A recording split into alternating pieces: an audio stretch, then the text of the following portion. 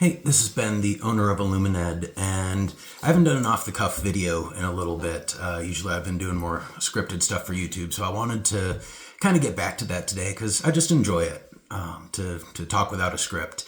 And one of the things that I love to talk about, if you've been following me for a while, is the word should, and getting that out of our vocabulary. And I wanted to talk about why that is and why it's so important, because when we as caregivers, or even take caregiving out of it, just when we as human beings say, I should do something, the implied piece that comes after that is, but. I should do something, but I'm busy. I should do this. I should, read this book or write this story down or keep a diary, but. That's what always comes next. I should, but. We don't find ourselves saying I should, and I'm going to very often. I should take that vacation, and I'm going to. It just, we don't usually have that come after. It's always I should, but. And it's really the worst of all possible worlds when we do that, because it's what we do to let ourselves off the hook. We acknowledge that that would be the best thing. And so we say we should because it's important, and we say all that stuff. And then we say we're not going to. So we should, but we're not going to. So I get out of it, but then I have to suffer, right? Because then that guilt kicks in, because I've already said that's the best course of action, and I'm not going to do it. I'm going to choose something that's not as good. And so then I have to feel guilty over it, right? I should go see my mom. I should do whatever it is with care. And I should. And it just drags on our spirits, because we're saying that it's essentially admitting that we're not congruent with who we believe is the best person that we can be. And we're setting ourselves up for that, and we're saying it over and over again. I should be this person, but I'm not. I should be carrying out these activities, but I choose to do something that is not in keeping with my value system. And it's that word that does it to us. And if we can get that out and start framing things differently, to where there's not a should. If you really think that you should, I would suggest that you move that into action, because should lives somewhere else anyway. Should is never something that's here. If I should be making a video, I can't should make a video while I'm making a video, right? I have moved that into action. I believe that's something I should do today. Should, right? And so I said, okay, I'm going to sit down, put up my camera and get to it. Or I could say, I choose not to do that today. It's not that I should do it or I shouldn't do it. I'm going to make a different choice today. And as soon as I take that value judgment out of it, where I'm making myself wrong to choose what I choose, so I'm going to choose something and then feel badly about it because I should have done something else. If we take that word out and I say, I choose not to make a video today. I don't have to justify it. I just choose not to today.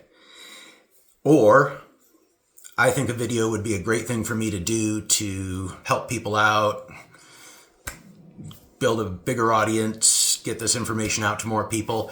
I think it would be a good thing to do. So I choose to do that as opposed to something else that also has merit.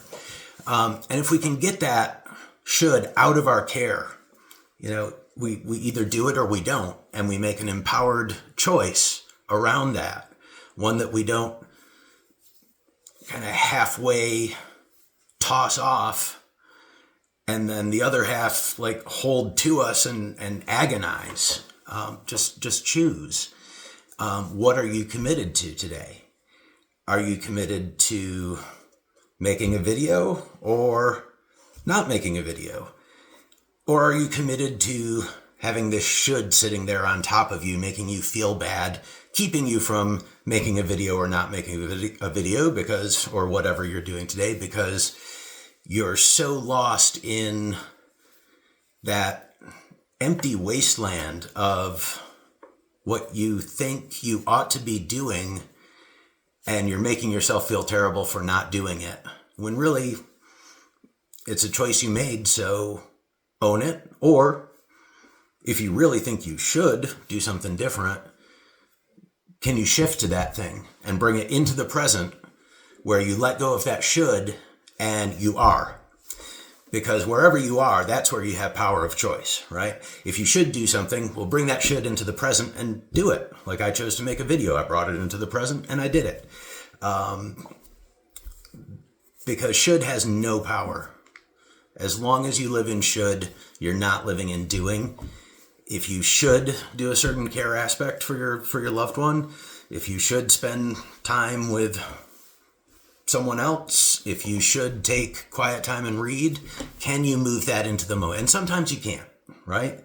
But then can you say, all right, this is my choice for right now. This is what it has to be.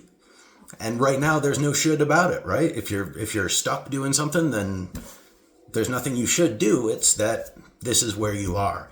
And as long as you can live in that space, then you have some power to make a choice. As long as you're saying, I should do something, and you're split between what you wanted or not even wanted, what you felt guilty about not doing or whatever, as long as you're living over there with one half of your mind in the should territory and in the other half of your mind with the kind of regret and guilt, and you're torn between those two, that's it. And you're not effective and you're not powerful. And how can you possibly operate from that space? So that's something I'd like to just leave with you today. It's not like I always do that. None of us do.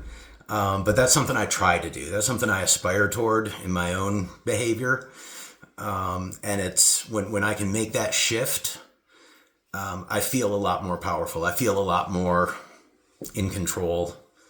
In control, maybe not. I don't know. But it gives me some kind of power over the situation, or just peace over the situation, where as long as I live in should, I'll never have that. So those are some thoughts for the day. I talk about communication a bunch, especially communication between you and your loved one. But today I wanted to talk about how we communicate with ourselves and the stories that we tell ourselves that sometimes really trap us in a place that has no power, no productivity, and it doesn't have the life that we want to live in that should space.